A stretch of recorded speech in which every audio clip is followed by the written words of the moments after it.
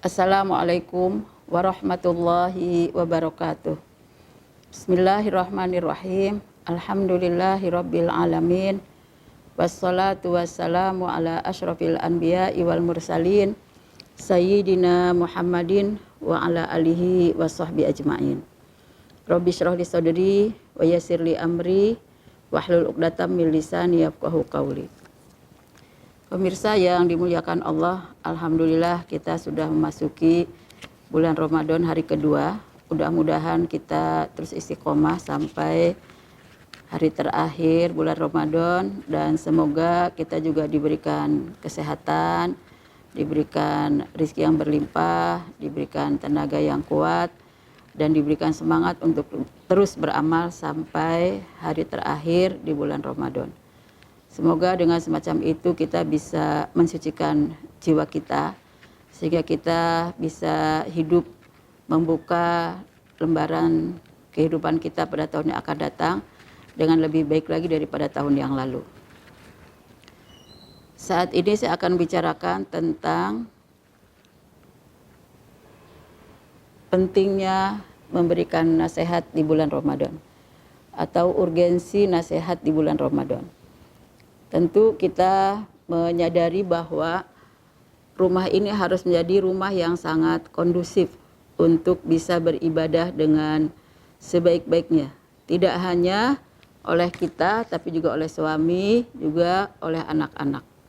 Seluruh penghuni rumah mudah-mudahan memiliki semangat yang sama, aktivitas ibadah yang sama, dan semuanya memiliki semangat baru yang tentu lebih baik daripada Ramadan pada waktu yang lalu. Nah, tentu saja tidak semudah itu kita menciptakan rumah sangat kondusif, karena kita berada di sekitar anak-anak yang belum dewasa, di sekitar anak-anak yang belum memahami kewajiban. Tapi kita harus melatih mereka agar mereka bisa memiliki jiwa pribadi dan perilaku serta akhlak dan ibadah yang kita cita-citakan mereka bisa melakukannya, membuktikannya pada saat mereka sudah dewasa dan seterusnya. Dan bahkan kita juga ingin mengikuti arahan Rasulullah Sallallahu Alaihi Wasallam bahwa rumah ini harus dijadikan sebagai masjid, sehingga tentu saja kita harus bisa mengkondisikan semua penghuni rumah agar seperti sedang beribadah di masjid. Ij'alu buyutakum masajid, kata Rasulullah. Jadikanlah rumah-rumahku bagaikan masjid. Nah, di bulan Ramadan ini suasana yang paling tepat sekali untuk bisa menciptakan rumah bagaikan masjid. Walaupun hadis ini bukan hanya untuk di bulan Ramadan, tapi sedapat mungkin diberlakukan setiap hari. Di dalam kesibukan kita sehari-hari selain bulan Ramadan, tidak memiliki kesempatan yang banyak untuk bisa menciptakan rumah bagaikan masjid. Tapi sekarang di bulan Ramadan, apalagi dalam kondisi kita semua sedang harus diam di dalam rumah, maka ini sangat tepat ya untuk bisa mewujudkan rumah bagaikan masjid. Nah, karena itu agar semuanya kondusif, kita sebagai orang tua harus bisa memberikan nasihat. Nasihat kepada anak-anak agar bisa berjiwa seperti orang dewasa, agar bisa melatih diri untuk beramal seperti orang dewasa. Nah, karena itu pantas kita melihat banyak sekali urgensi dari nasihat ini bagi keluarga muslim, apalagi di bulan Ramadan. Yang pertama, karena kita ingin menegakkan nilai-nilai Islam di rumah kita, bahwa tidak akan mungkin nilai-nilai Islam itu tegak di rumah kita tanpa memberlakukan nasihat. Sebab kita semua memiliki hawa nafsu. Ya, kita semua punya keinginan ya. Kita semua ada kecenderungan untuk futur. Ada kecenderungan bosan, jenuh, kadang-kadang terlambat, tertinggal, ya malas. Nah, ini harus kita atasi dengan memberikan nasihat. Ketika di rumah kita bisa menghidupkan saling memberikan nasihat, maka nilai-nilai Islam bisa tegak di rumah kita. Karena kita sebagai muslim, kita harus punya komitmen menegakkan nilai-nilai Islam di rumah kita masing-masing.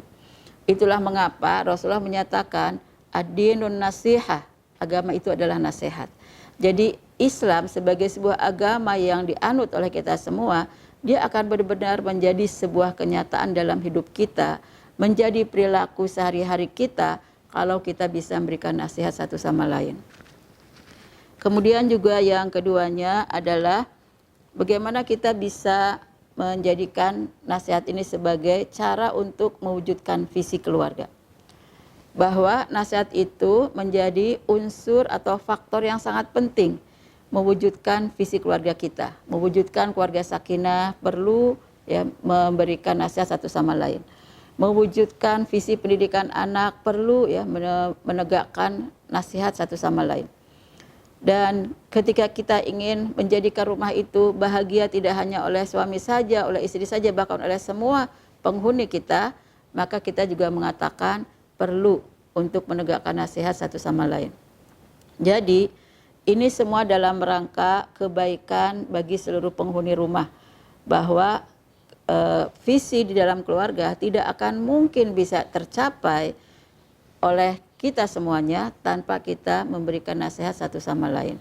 Sehingga kita harus saling mengingatkan ya di saat kita lupa, di saat kita khilaf, ya di saat kita tidak semangat, agar pada saat yang sama visi ini terus bisa dikejar, bisa diwujudkan dan bisa ya berhasil di tengah-tengah keluarga setiap muslim.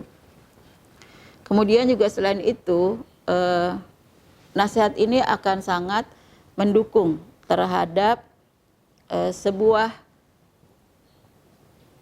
perwujudan kecintaan kepada Islam dan kepada nilai-nilainya. Bahwa bukan hanya kita ingin menegakkan nilai-nilai Islam di rumah kita, tapi kita ingin mewujudkan kecintaan kepada Islam itu sendiri. Bahwa mewujudkan kecintaan pada Islam itu perlu proses. Mewujudkan kecintaan pada Islam itu perlu latihan.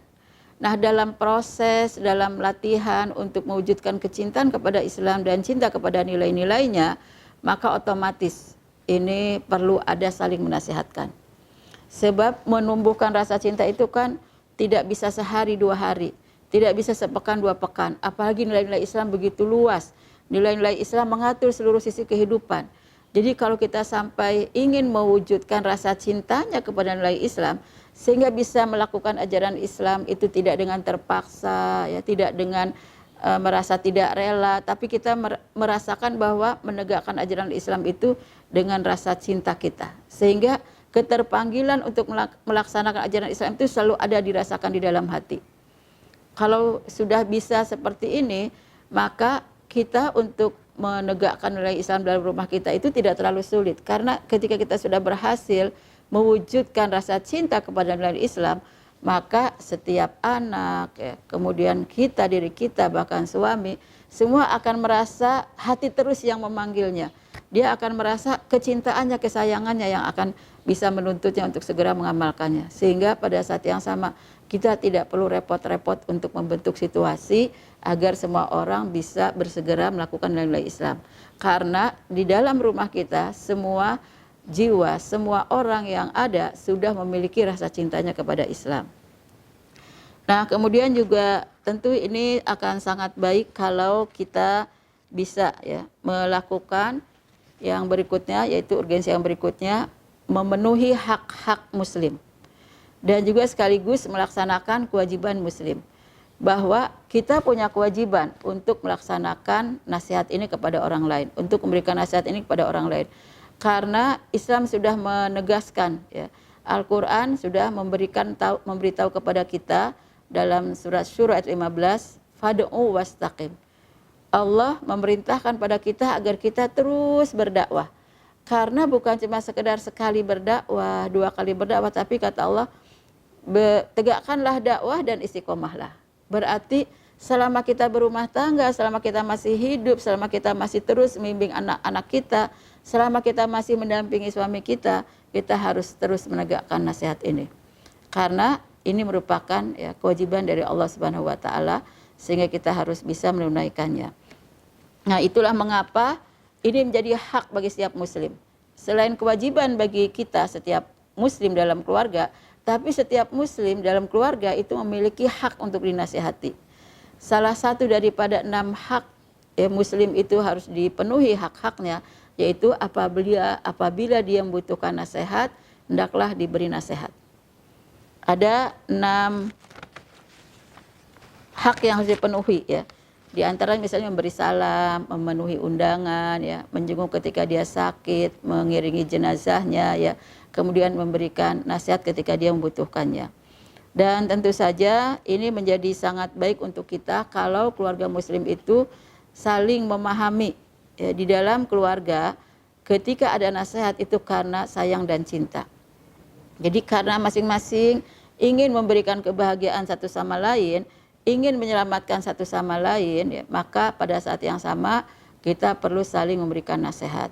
Jadi pantas ya di dalam keluarga kita di bulan Ramadan ini agar semuanya punya semangat dalam beribadah dengan baik, agar semuanya bisa istiqomah dari awal sampai akhir, agar bisa memiliki target-target besar dalam ibadahnya, maka perlu memberikan ya nasihat satu sama lain.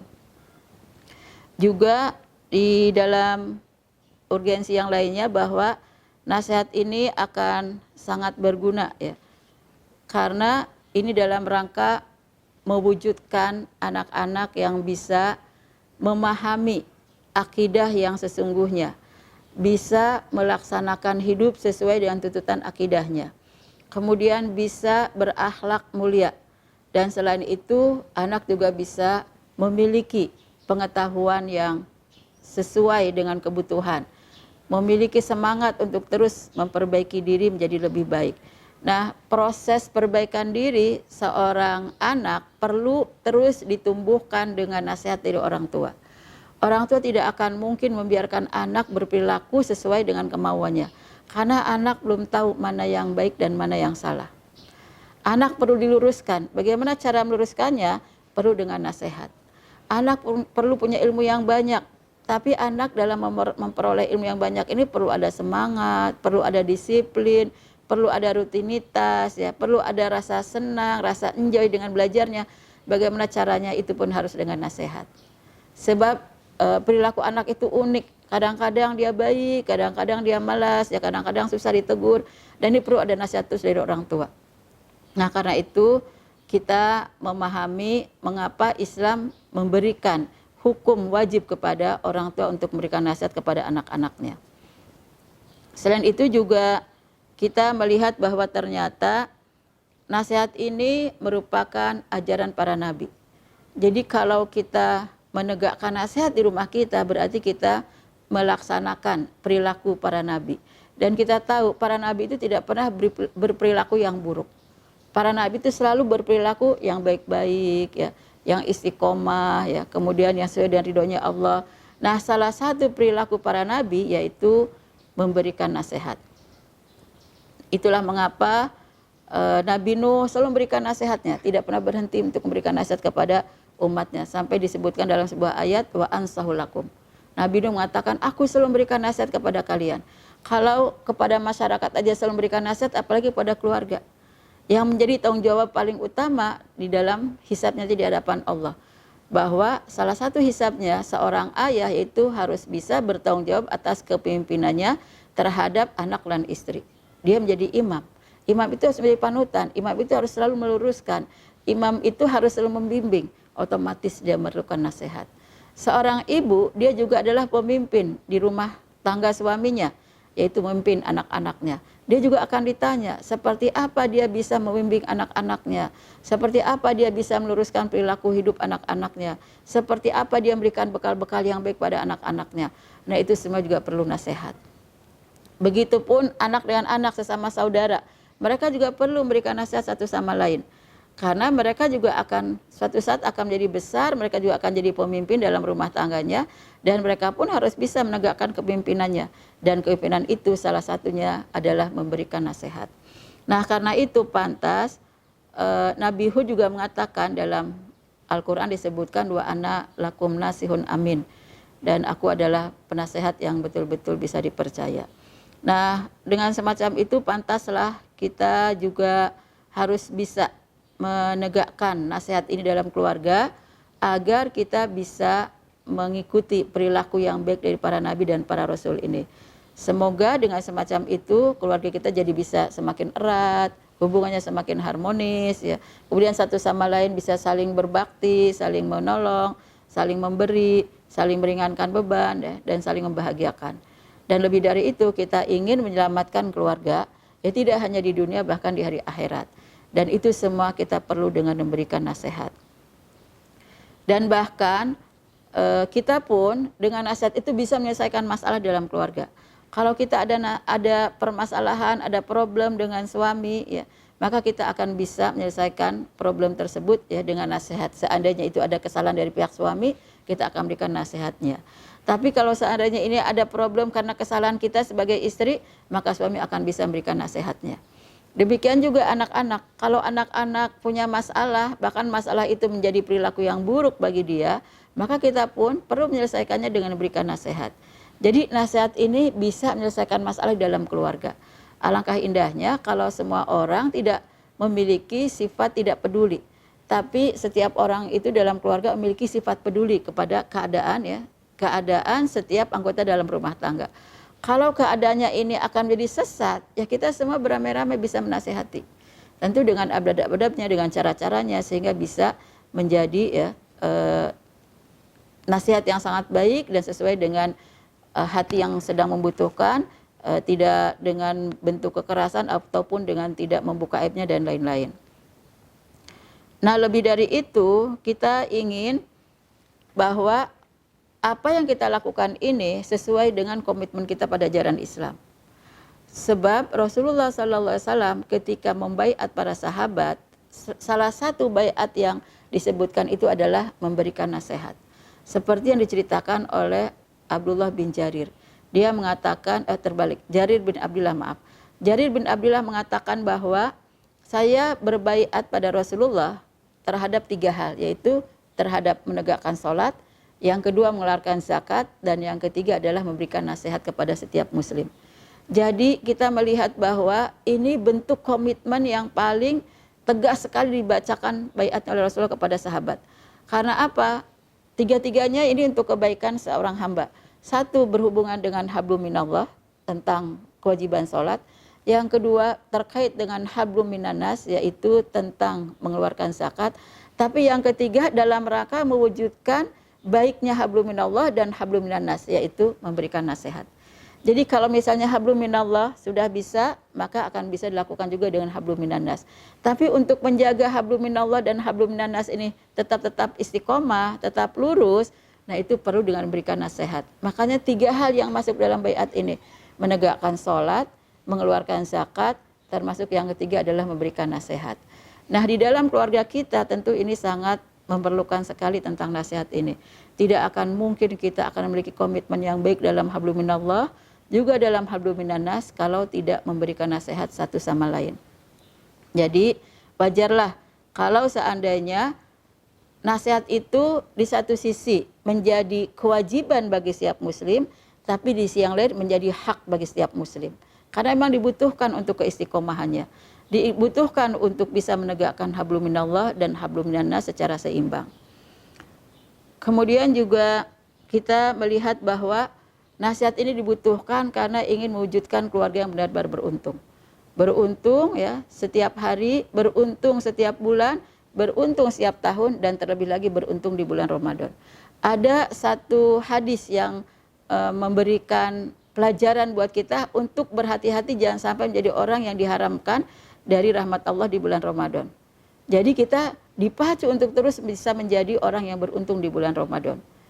Karena kata Rasulullah sesungguhnya orang yang sengsara di bulan Ramadan itu orang yang diharamkan dari rahmat Allah. Nah kalau kita ingin beruntung berarti kita harus menjadi orang yang selalu mendapatkan limpahan rahmat Allah. Nah karena itu kalau kita ingin menjadi orang yang beruntung selalu mendapatkan rahmat Allah, jangan jadi orang yang dimurkai oleh Allah. Jangan orang yang berbuat maksiat, jangan orang yang melakukan pelanggaran yang sudah dilarang oleh Allah. Dan itu menjadi syarat mutlak untuk diterimanya ibadah kita di bulan Ramadan. Supaya saum ini tidak sia-sia, tidak batal nilainya, maka kita perlu menjadi orang yang terus mendapatkan rahmat Allah Subhanahu wa taala sehingga kita menjadi orang yang hidupnya lurus. Nah, untuk seperti itu kita juga butuh nasihat. Bagaimana kita supaya tidak jadi orang yang menyia-nyiakan waktu? Kita perlu nasihat.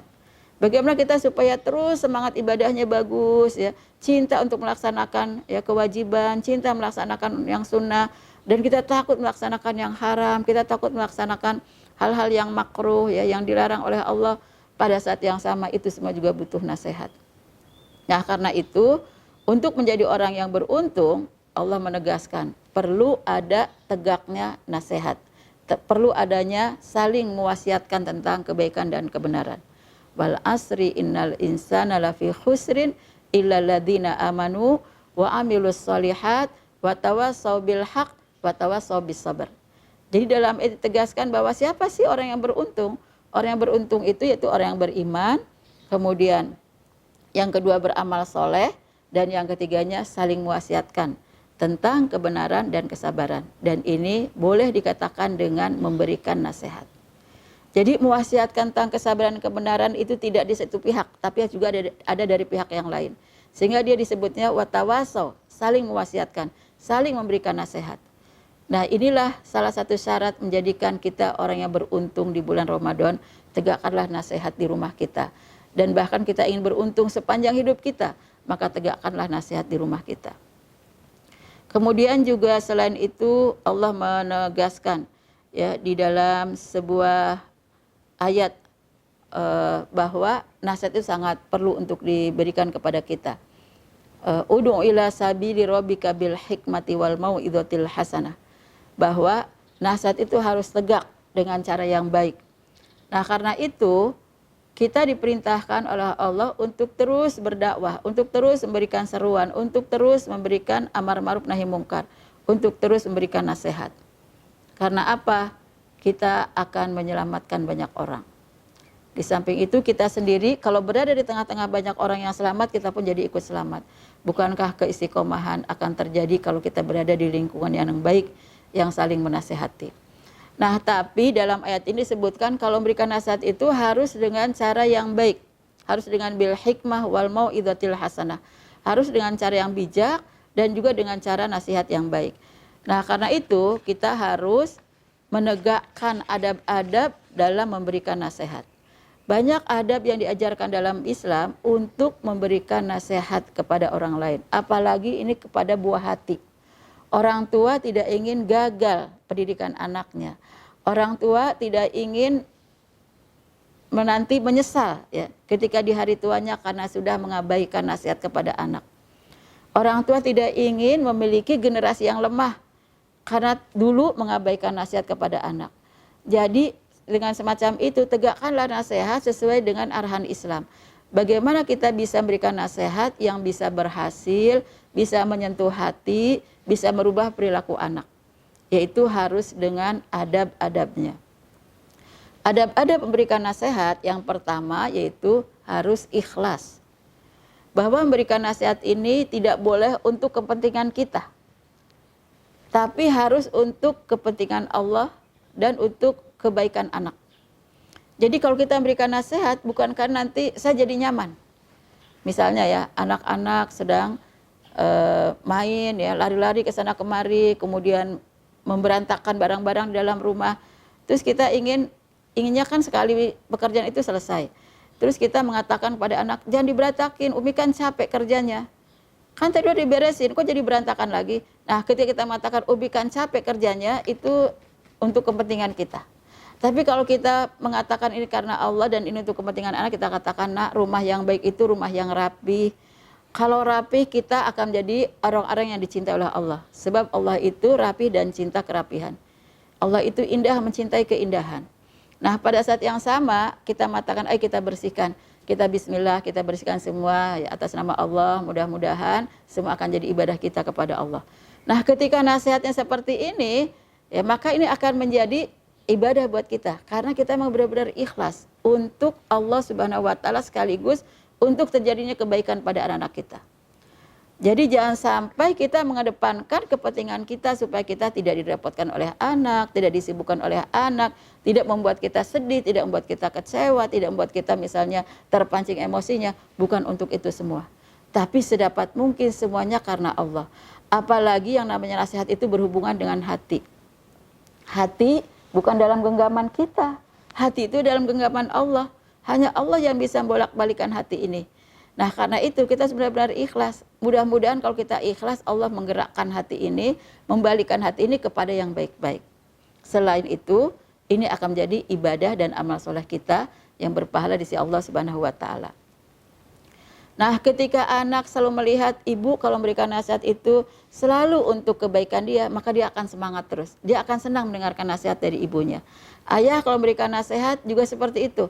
Dia ikhlas, dia terus menunjukkan mana sisi baiknya, dia harus memberitahu mana yang sisi buruknya tidak boleh dilakukan lagi. Pada saat yang sama dilakukan dengan cara yang baik, maka ini juga akan menjadi ya, sentuhan hati yang baik bagi anak sekaligus jadi ibadah bagi ayahnya. Itulah mengapa Umar bin Khattab selalu berdoa ya. Dalam segala hal mudah-mudahan jadi ibadah. Dia berdoa dalam sebuah doa, Allahumma ja'al amali kullahu sholihah. Ya Allah, jadikanlah setiap amalku itu jadi amal yang soleh ya. Waj'alhu liwajhika khalisah, dan jadikanlah dia selalu untuk ya mendapatkan ridhonya Allah Subhanahu wa Ta'ala. Wala taj'al li ahadin fihi syai'a. Dan jangan engkau jadikan ya amalku itu karena untuk ya, sesuatu yang lain selain Allah Subhanahu wa Ta'ala. Jadi ketika kita memberikan nasihat pun kita harus sudah berniat ini adalah ibadah. Kalau sudah niatnya seperti itu, insya Allah niat nasihatnya di nasihat yang baik, nasihat yang bersih. Nah ini yang pertama. Yang kedua harus dilandasi oleh kasih sayang. Kita kalau sedang berikan nasihat kan kita melihat karena ada keburukan pada orang tersebut. Ada yang tidak kita sukai pada orang tersebut. Nah bangun nasihat itu oleh rasa kasih sayang kita, rasa cinta kita. Kalau kita berbicaranya nasihatnya atas nama cinta, maka yang keluar itu kata-katanya terus dari hati yang bersih, dari hati yang lembut, dari hati yang penuh cinta. Sehingga tidak akan pernah menyakiti orang yang kita berikan nasihat. Dan Allah menegaskan kalau kita memberikan nasihat bukan atas nama kecintaan, maka hati itu tidak akan lembut. Jadi kalau kita memberikan nasihatnya bukan karena rasa cinta kita kepada anak, maka anak tidak akan merasakan sentuhan kasih sayangnya seorang ibu. Itulah mengapa Allah menegaskan dalam surat 3 ayat 159, Fabima rahmatin minallahi lintalahum. Hanya dengan rahmat Allah, kasih sayang Allah, kamu bisa melunakkan mereka, melunakkan hati mereka.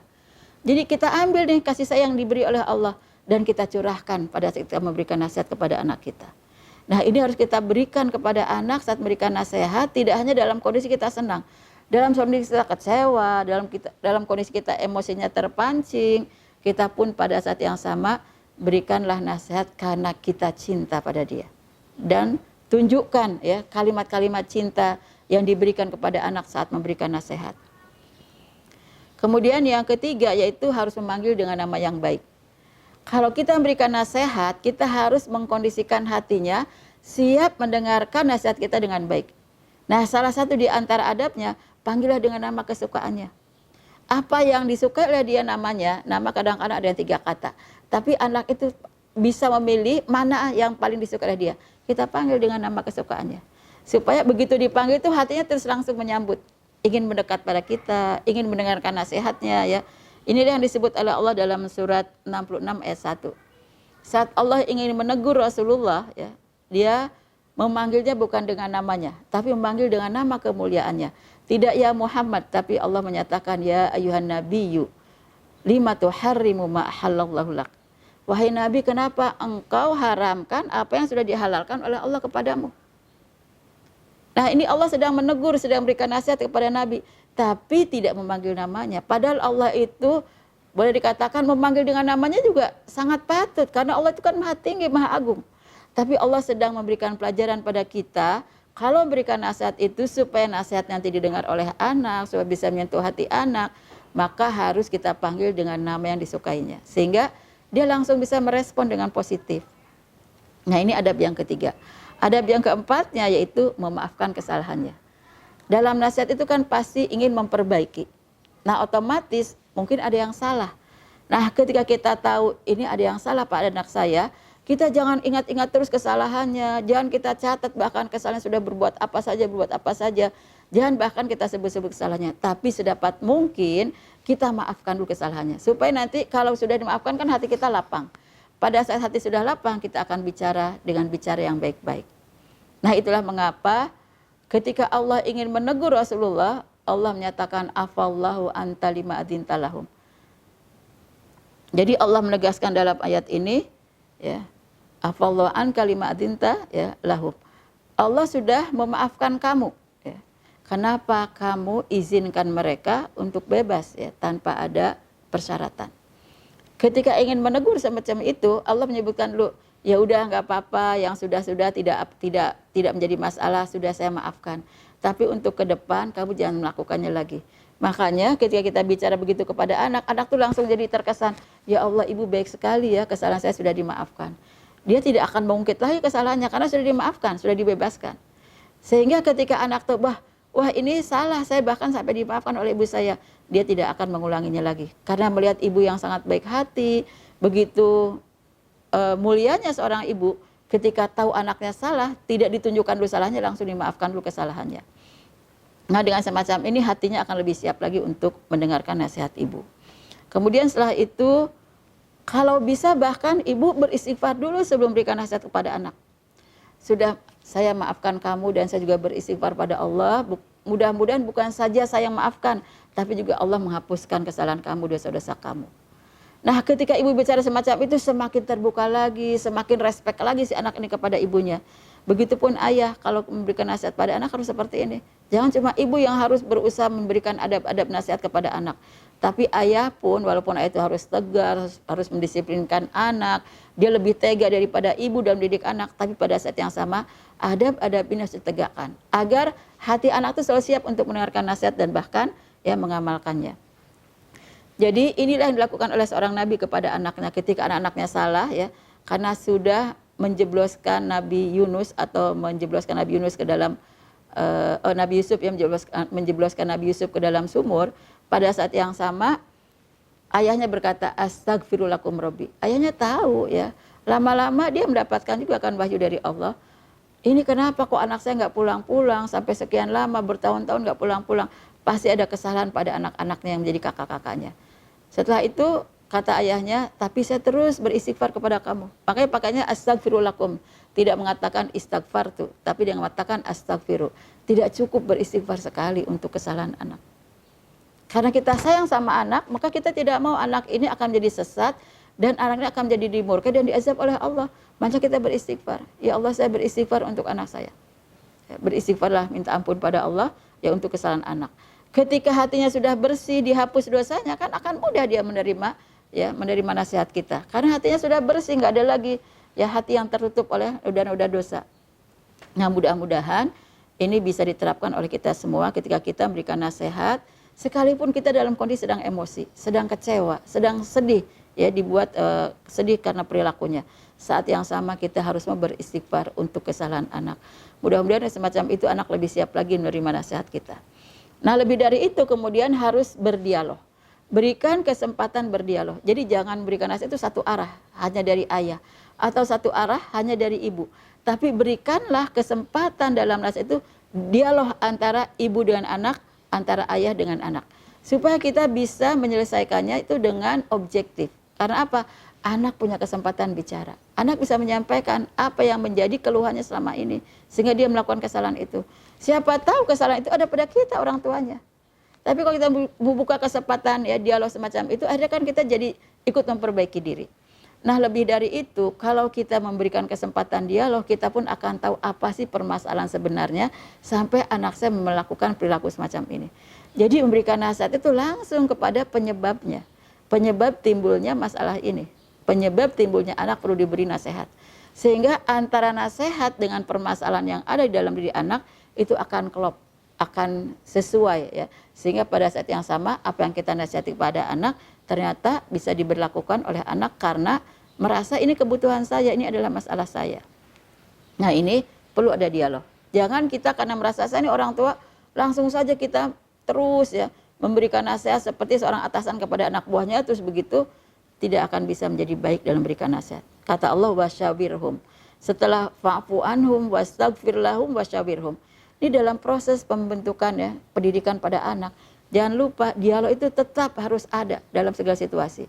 Sehingga kita juga tahu apa permasalahan anak, apa kemauannya, ya kemudian apa yang menjadi kelemahannya, apa yang harus diperbaikinya, apa yang harus disokongnya, semua kita akan tahu. Karena ada kesempatan dialog. Sampai dalam kondisi ketika memberikan nasihat, harus membuka kesempatan berdialog. Kemudian setelah itu, harus juga dengan kata-kata dan sikap yang lembut. Sekalipun kita sedang kecewa sekali ya pada perilaku anak. Tapi pada saat yang sama kita harus bisa memberikan ya kata-kata yang baik, kata-kata yang lembut dan juga perilaku yang lembut. Jangan kita tampakkan ya amarah kita, jangan kita tampakkan sikap egois kita ya, sikap kasar kita pada waktu itu. Justru yang kita lakukan itu bagaimana menampakkan sikap-sikap kelembutan dan kata-kata yang lembut. Karena yang kita sedang rubah itu sebetulnya bukan fisiknya, tapi yang sedang kita rubah itu hatinya. Kalau hatinya sudah menjadi baik, akan baiklah seluruh tubuhnya. Hati ini kan lembut, tidak bisa dikasari, ya, tidak bisa dilakukan dengan kata-kata kasar. Jadi pada saat yang sama, nasihat itu harus bisa memilih kata-kata yang lembut. Tapi saya yakin ya, kalau misalnya sudah ikhlas, ya, sudah berdasarkan cinta, maka insya Allah kata-kata lembut itu akan meluncur sendiri. Tidak perlu kita dengan proses berpikir dulu lama-lama menyusun kata-kata. Karena memang ikhlas dari hatinya untuk Allah dan ini untuk kebaikan.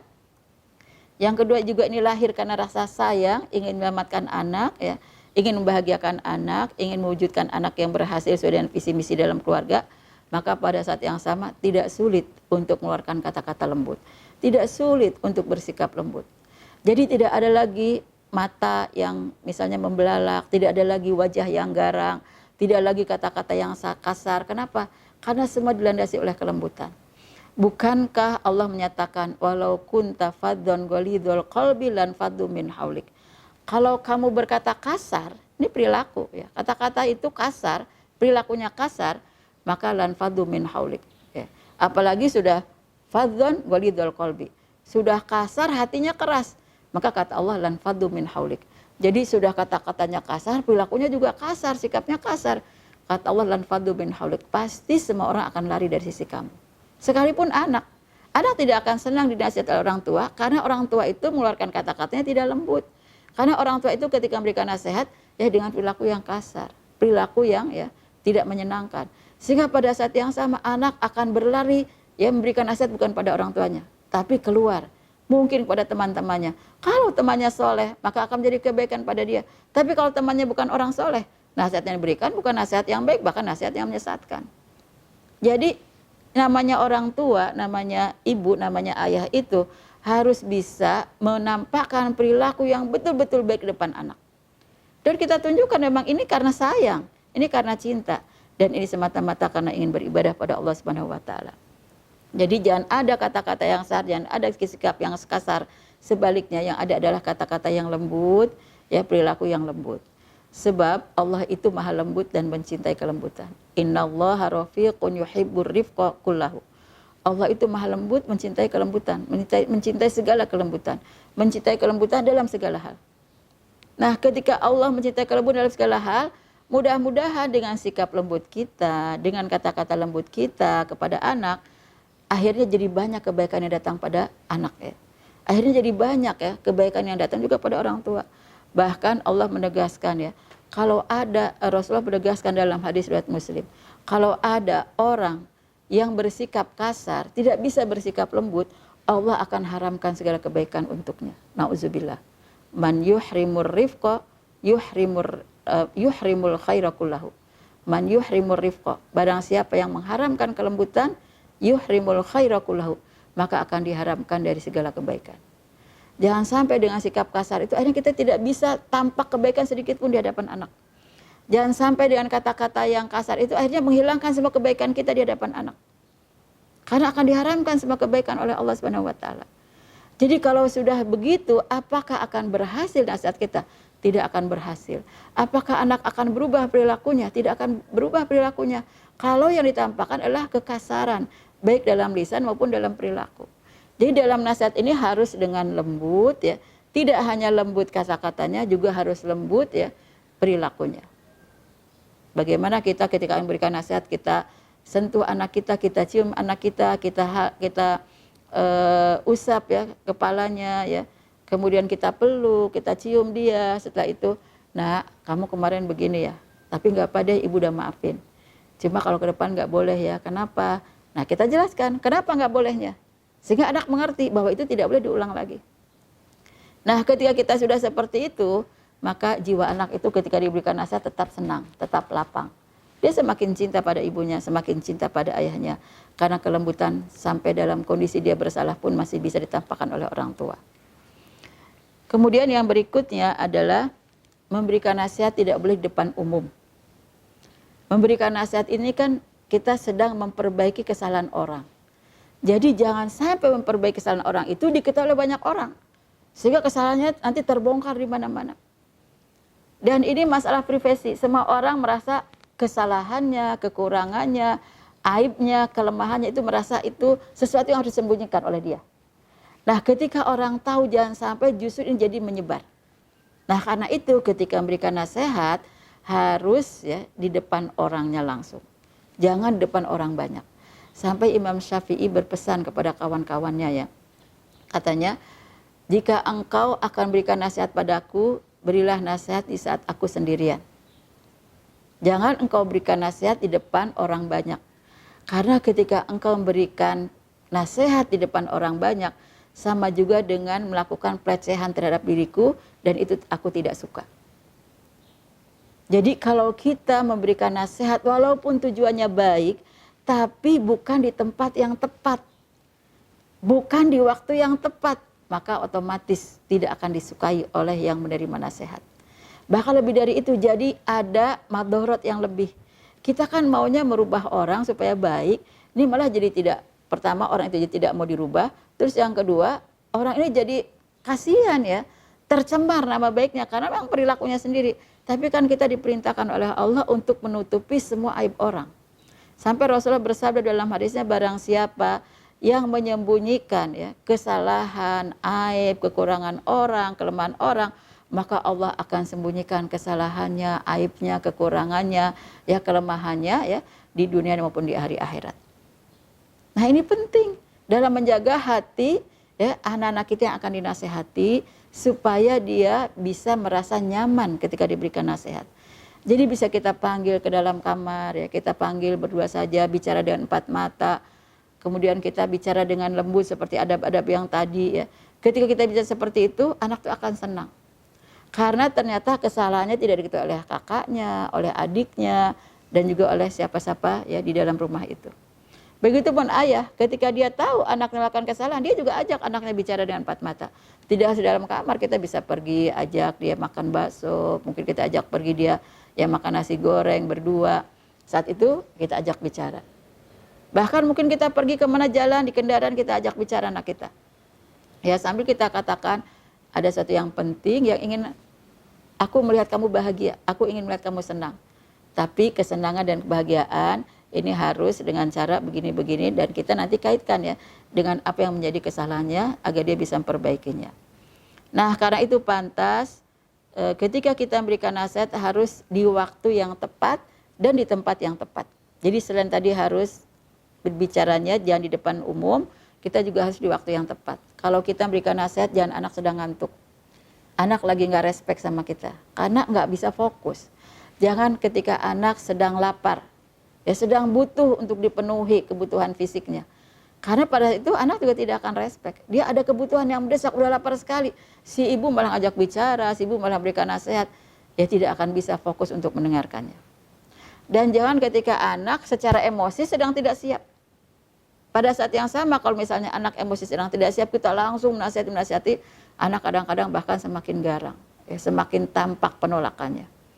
Justru ketika anak sedang marah, kita hentikan dulu amarahnya. Gimana supaya amarah ini bisa ya dikendalikan.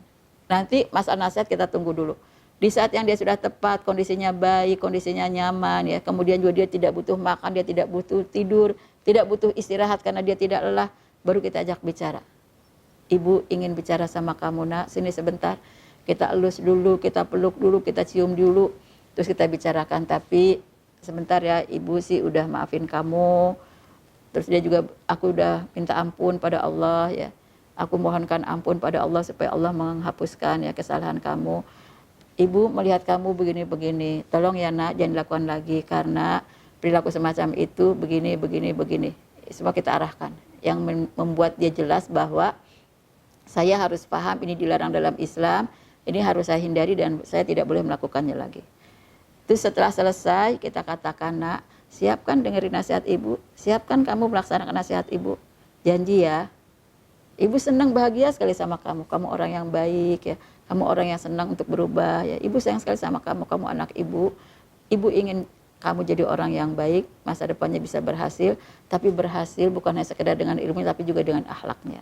Nah ini semua kita nyatakan kepada anak karena memang dalam kondisi yang waktunya tepat ya, kemudian tempatnya tepat, dan lebih dari itu kita juga harus memiliki adab sabar. Kita memberikan nasihat sekali belum tentu berubah, memberikan nasihat sekali belum tentu berubah, memberikan nasihat lagi yang ketiga mungkin baru berubah sedikit, memberikan nasihat keempat mungkin belum berubah semua. Ternyata kita tuh harus terus memberikan nasihat, tidak boleh berhenti berikan nasihat. Nah ketika belum berubah, kita tuh harus sabar. Sabar menunggu sampai anak itu siap bisa berubah seluruhnya. Dan kita tahu perubahan itu perlu proses. Tidak bisa berubah itu langsung drastis 100%. Nah proses ini harus kita tunggu dengan sabar. Sambil nasihat terus kita berikan sedikit-sedikit. Makanya kalau kita memberikan nasihat itu jangan banyak-banyak. Salah satu adab nasihat itu juga ekonomis. Bicaranya nggak usah banyak-banyak. Satu-satu saja, satu poin.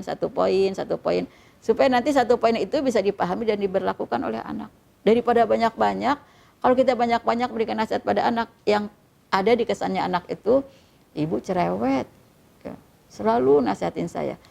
Kalau misalnya nasihatannya bagus, panjang ya, tapi lembut, ya katakan selalu nasihatin saya. Tapi kalau ibunya sambil menasihati panjang-panjang, terus sambil ada emosinya, si anak berpikiran ibu cerewet, marah melulu gitu ya. Padahal maksudnya ibu bagus, ini ingin memberikan nasihat. Tapi karena tidak sesuai dengan adab-adabnya, maka anak punya kesimpulan sendiri, bukan kesimpulan yang baik tentang ya ibunya. Jangan sampai kita tidak jadi idola bagi anak, tidak jadi qudwah bagi anak. Sampai dalam bicara pun memberikan nasihat, banyak qudwah yang bisa kita contohkan kepada anak. Jadi pada saat yang sama, ketika anak belum berubah, ya kita harus bersabar. Jangan kita menuntut lebih banyak lagi sehingga kita dengan emosinya kita mengatakan segala hal yang tidak sesuai, yang tidak patut. Nah karena itu, selain bicaranya harus sabar, juga harus ekonomis, kata-katanya hemat saja, jangan banyak-banyak sekali, jangan panjang-panjang, yang penting anak bisa mengerti apa maksud yang kita nasihati tersebut dan supaya anak bisa berubah. Itulah mengapa Allah menyebutkan nasihat sampai kapanpun pasti bermanfaat. Dalam surat 51 ayat 55 kata Allah, wadzakir fa inna dzikra tanfa'ul mu'minin. Dan berikanlah peringatan, berikanlah nasihat. Karena sesungguhnya nasihat itu, peringatan itu sangat bermanfaat bagi orang-orang yang beriman. Nah apalagi nih anak yang sedang dikader oleh kita jadi generasi mukmin yang kedepannya menjadi ya pemimpin bagi umat ini. Jadi pada saat yang sama ya kita harus sabar. Selain itu ya, selain terjadi hemat bicara, tambah lagi ya kita kalau bicaranya jangan sambil mengungkapkan aibnya. Misalnya ya, ini anak nilai rapotnya nggak bagus, belajarnya malas, tapi kalau jajan banyak, kalau disuruh sama orang tua susah, kita nggak usah sebutin semuanya. Kalau kita sebutkan semuanya, itu poin pentingnya nggak bisa dipahami oleh anak. Maka pada saat yang sama ya, satu demi satu saja dalam berikan nasihat itu, ya satu poin saja, dan jangan menyebutkan aibnya. Jangan sampai kita mengatakan kamu ini udah malas, bikin ibu malu, rapot kamu jelek, tapi jajan kamu banyak, kamu boros, kalau disuruh susah. Nah ini yang mana nih sebetulnya yang diinginkan oleh ibu. Jadi pada saat yang sama, ya, ketika kita bicara semacam itu, tidak akan bisa membuat anak hatinya terbuka. Tapi kalau kita katakan kamu ini baik, ya kamu sudah kelas sekian, ya kamu sudah jadi kakak, punya adik sekian, Masya Allah kamu itu menjadi orang yang istimewa jika kamu begini. Tetap kita apresiasi apa yang menjadi kebaikannya dan kelebihannya, sekalipun kita akan berikan nasihat. Kemudian selain itu, kita juga diperintahkan ya, bahwa kalau memberikan nasihat harus bersumber kepada Al-Quran dan hadis. Karena nasihat ini kan tujuannya mulia ya, untuk memperbaiki dia menjadi orang yang lebih baik. Jadi jangan sampai salah kita bicara. Kalau kita salah bicara akan terbentuk watak yang salah. Ada seorang anak mencuri telur. Kemudian dia pulang, dia katakan, "Ibu, saya dapat telur." "Dari mana?" "Ngambil punya tetangga." Si ibu karena sedang butuh, nggak berpikir bahwa ini harus dinasihati sekarang. Kebutuhannya ternyata menutupi hati nuraninya. Nah, ketika semacam ini, berarti nafsunya lebih besar daripada imannya. Saat itu si ibu bicara, "Waduh nak, pintar sekali, kamu tahu ya sekarang ibu lagi butuh masak, butuh makanan, butuh lauk pauk untuk kita makan." Nggak dikasih tahu bahwa itu adalah haram, bahwa itu adalah terlarang, bahwa itu adalah sebuah pencurian yang dilarang dalam agama. Ternyata si anak justru dipuji semacam itu. Ketika setelah anak mendengarkan pujian ibu seperti itu, dia merasa terpancing, merasa termotivasi, terdorong untuk terus mencuri dan mencuri. Sampai dewasa akhirnya menjadi pencuri yang ulung. Suatu hari ketika mencuri tertangkap dan dia akan dikisos. Ketika akan dikisos, dipotong tangannya, dia berkata kepada hakim, "Wahai hakim, jangan saya dikisos dulu, tapi panggillah ibu saya. Saya tidak mau dikisos sebelum ibu saya dihadirkan." Akhirnya dihadirkan ibunya. Kata si anak, "Wahai hakim, sebelum saya dikisos, kisos dulu tuh lidah ibu saya. Karena yang membuat saya menjadi pencuri seperti ini, dulu lisan ibu saya." Berceritalah si anak apa yang terjadi di masa kecilnya. Ini baru dunia, belum akhirat. Dunia saja sudah membuat anak, jangan saya dihukum sendirian. Hukumlah juga orang tua saya yang sudah membuat saya seperti ini. Apalagi di hari akhirat ketika di sana terjadi nafsi-nafsi. Semua orang hanya memikirkan kebutuhan dirinya sendiri. Tentu akan lebih dahsyat lagi, lebih ganas lagi si anak akan menuntut kepada Allah Subhanahu wa taala. Anak akan menuntut bagaimana perilaku orang tua yang salah ya, membuat anak jadi berperilaku salah. Dia tidak mau diajar sedia di neraka. Dia ingin orang tuanya pun ditarik ke neraka. Nauzubillah. Jadi kalau kita memberikan nasihat itu harus berdasarkan nilai-nilai kebenaran. Apa yang dianjurkan dalam Islam, dalam Al-Quran, dalam hadis itulah yang menjadi ya patokan kita dalam memberikan nasihat. Supaya apa? Anak ini benar-benar berubah menjadi orang soleh. Menjadi orang yang punya kepribadian lurus. Itulah mengapa Allah menyatakan wala taqfu ma laisa laka bihi ilmun. Inna sam'a wal basar wal fu'ada kullu ulaika kana anhu mas'ula. Jadi jangan sampai kita berbicara, berperilaku yang tidak ada landasan pengetahuan kita. Makanya kita harus belajar sepanjang hidup. Karena apa? Di dalam segala hal kita perlu ilmu. Setiap aktivitas itu, setiap amal itu dilandasi oleh ilmu. Nah apalagi ini sedang merubah orang untuk bisa menjadi lebih soleh, lebih baik, lebih lurus, lebih istiqomah. Jadi begitulah adab-adab yang diajarkan dalam Islam supaya nasihat kita tidak sia-sia kepada anak. Agar nasihat kita berhasil walaupun betul berproses ya. Walaupun betul itu harus terus menerus karena nasihat itu tidak bisa sekali, dia harus berlanjut terus sampai anak itu berubah dewasa menjadi orang yang benar-benar soleh. Maka nasihat itu harus diberlakukan dan adab-adabnya sehingga anak tidak akan anti nasihat. Anak akan senang terus diberi nasihat dan salah satu kewajiban kita jika diberi nasihat harus berterima kasih. Kita terima dengan belapang dada agar kita ya senang menerima nasihat dari siapapun dan orang pun senang memberikan nasihat pada kita. Mudah-mudahan ya di dalam bulan Ramadan ini di rumah kita bisa menjadi rumah yang sangat kondusif untuk bisa beribadah dengan sangat baik, tidak hanya untuk kita tapi bagi seluruh anggota keluarga. Dan mari kita lakukan ya nasihat untuk satu sama lain dan salinglah memberikan nasihat karena inilah yang akan membawakan keberhasilan kita, keberuntungan kita di bulan Ramadan maupun di bulan-bulan yang lain. Jazakumullah khairan. Assalamualaikum warahmatullahi wabarakatuh.